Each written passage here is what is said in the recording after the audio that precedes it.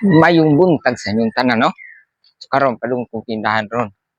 So unsay pasabot nganong kadadlaw kom bugawas sayog mata.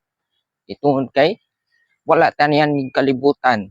Wala tanang kinabuhi diri nga pakasayon magpakalisod man yun. Kay magpakasayon ta lisod atong pabuton. Kung magpakalisod taron sayon atong pabuton.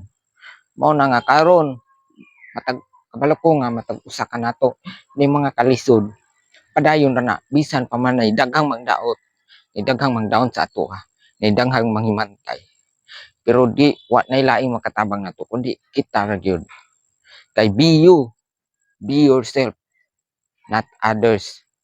So mao na nga na may makatabang pero advice lang imo ra tong kaugalingon kay kita lahi-lahi ta, be different, di ba?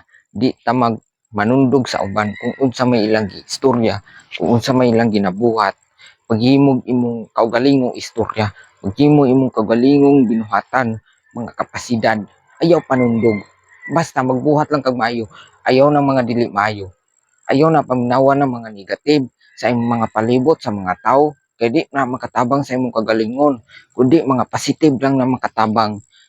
Mas maayo pa'y maminaw ka sa Ginoo, istorya sa Ginoo kaysa mga tao nga mga negative nga naa sa imong palibot.